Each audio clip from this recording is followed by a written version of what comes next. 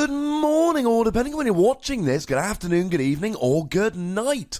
My name's Ross, and I was always told I had a voice for radio, so today I am showing you, as far as I am concerned, the 8 good, best, viable Pokemon trading card game decks that we have at the moment, although as a caveat, we are looking at the standard format only. Now, I am not saying that these are the only decks you could possibly play. I'm not saying no other deck can win a tournament. What I am saying is that judging by recent results and what we've seen and my best judgment, these are the 8 Pokemon decks at the moment that you should be preparing for. And here's the thing which I really like about this video. Even if you don't want to play one of these decks, whatever deck you are thinking of playing at any tournament, consider this a checklist. If you cannot beat these 8 decks, you have issues. Let's start off with a deck that won the World Championships. It is Gardevoir. Gardevoir is all built around, and this might shock you, Gardevoir GX, which is good for so many reasons. It is quite weird to have a deck that's not hitting anything relevant for weakness, it being a fairy card, that's still amazing. But you've got 230 HP, which is pretty good. You've got an ability that allows you to attach a fairy energy, extra, every turn. A GX attack that allows you to take 10 cards from your discard pile into your deck. Really good against Garbodor, because of course then you don't have items in your discard that they can take advantage of. And then for one fairy energy minimum, 30 damage times the amount of energy cards attached to both active Pokemon. Double colorless energy counts double. This adds up very, very quickly. It suffers a hideous weakness to Metagross, which is coming up later on in the video.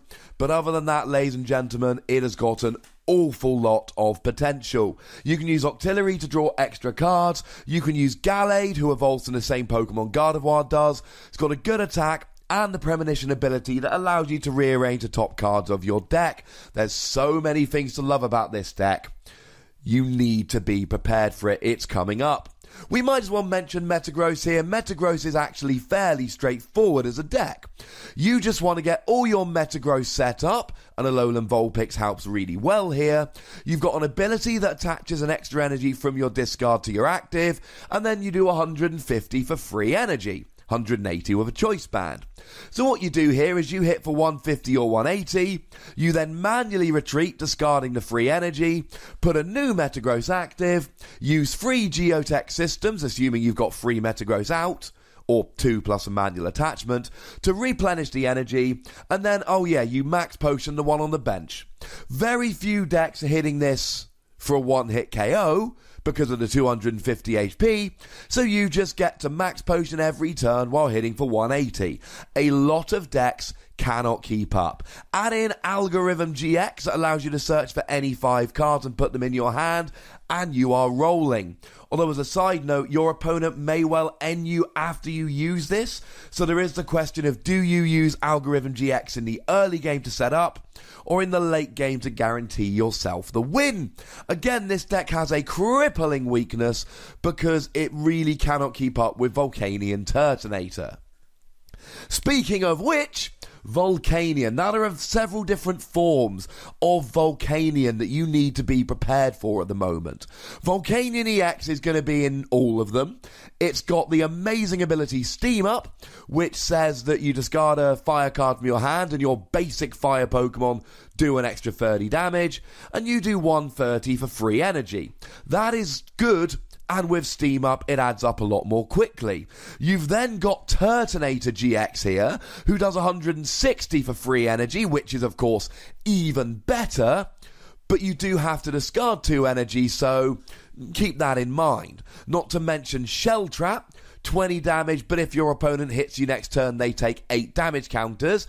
And remember, you're adding to this with Steam Up, and Nitro Tank GX, which allows you to just get 5 fire energy from your discard to your bench Pokemon, which helps you to replenish your energy in the mid to late game. You'll probably also be playing the Baby Volcanion, which just allows you to accelerate energy in the early game with its Power Heater attack, although do remember that using Steam Up, you can get this to a pretty good amount of damage pretty quickly. And of course, nowadays a lot of people are playing Ho-Oh, who's got a ridiculous attack that does 180 for 4 energy, and Salazzle, which has just got good attacks for 2 energy.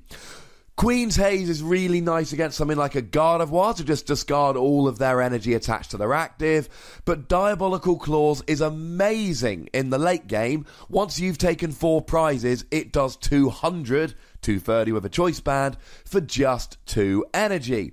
Oh yeah, and we have Kiawe nowadays in the early game. You attach 4 energy and end your turn. It is, quite frankly, a little bit silly. We also have Vikavolt Tapu Bulu, which as it goes is a very straightforward deck.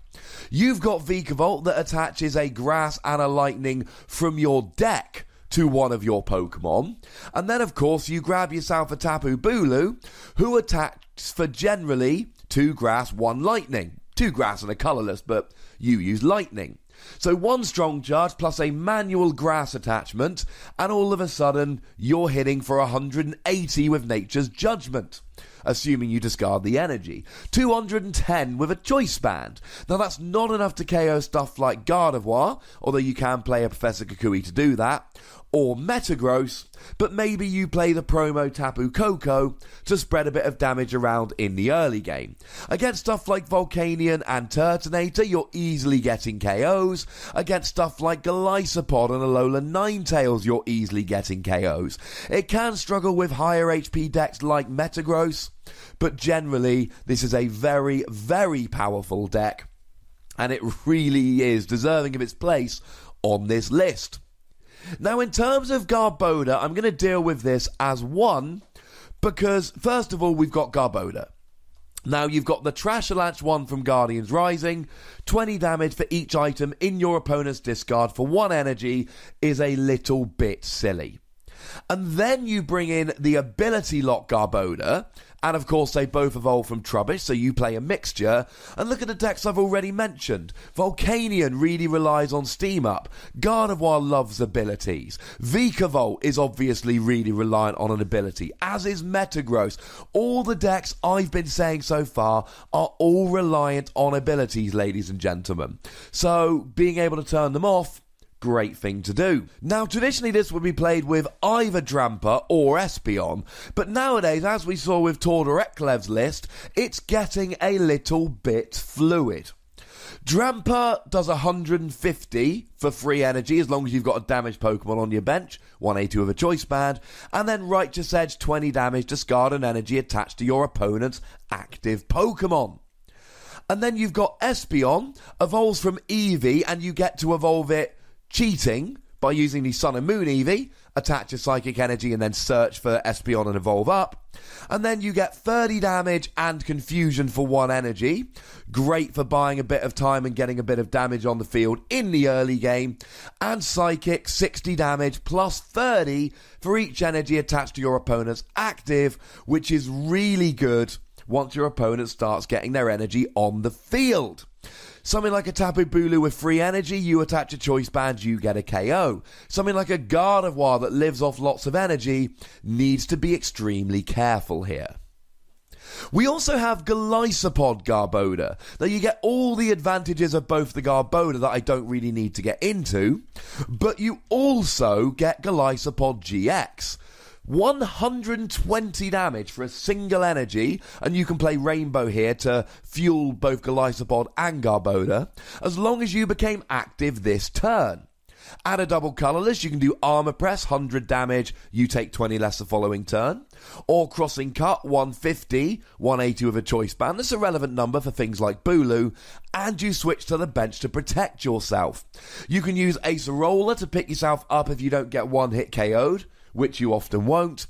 And then you just have a really, really powerful deck. And the last two have really come around in the kind of past couple of tournaments, really. We've got Xerneas, which is quite a straightforward deck. You use Geomancy to get energy on the field.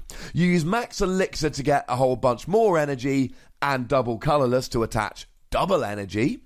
And then you use Xerneas Break, who does 20 damage for each energy you have on the field. Get enough energy out, one-hit KO anything. Like Gardevoir, you've got that same crippling weakness to Metagross, but other than that, this is a very powerful deck that for the last couple of tournaments has pretty much come out of nowhere and started crushing the competition. And finally, a deck that went away when Forest of Giant Plants was rotated, but has come back pretty much immediately, Decidueye Alolan Ninetales. This is a deck that's all about spreading damage. Feather Arrow puts 2 damage counters down anywhere you like, and people seem to be figuring out recently that even though you've lost Forest of Giant Plants and have to rely on Rare Candy, this is still an amazing ability, and it's worth taking a couple extra turns to get set up manually or using Rare Candy, because it's that darn good. Combine that with Alolan Ninetales GX, and of course, if you're using Alolan Ninetales, you get Alolan Vulpix to search out those Pokemon you need in the early game.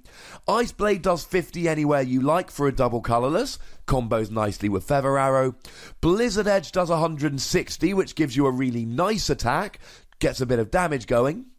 Ice Path means if you don't get one-hit KO'd, you can just move the energy to your opponent, which is quite fancy. And then, of course, you bring in Espeon EX, not the GX, the EX, that for 1 colourless energy devolves each of your opponent's Pokemon 1 stage. So you spread damage around using Ice Blade and Feather Arrow, then devolve them with Espeon, and they lose all their evolutions, at which point, if you haven't taken enough prizes to win the game, which you almost certainly would, your opponent has no viable setup, and you win the game in a couple of turns anyway. And that, ladies and gentlemen, was a quick run through the 8 decks at the moment that are viable, that are the best ones in the Pokemon trading card game. There may be other decks you like and think are viable, and there may well be, but the thing is, if you can't beat these 8 decks, it's probably not the right deck. Think of it as a nice introduction to the Pokemon trading card game. Think of it as a checklist of decks you need to beat for any new deck you come up with. Either way, I hope you enjoyed it, and I'd love it if you dropped a like down below and a comment and click that subscribe button. Make sure you're following on Twitter at the Wassy, that's where all the updates come. Twitch.tv/PTCGRadio, that's where the live action happens. And please go and check out patreon.com/PTCGRadio to get some bonus podcasts. They're pretty good, but I would say that I'm biased. But check them out anyway. The most important thing as always, look after yourselves until next time. Thank you very much for watching. My name's Ross, and you've been watching PTCG Radio.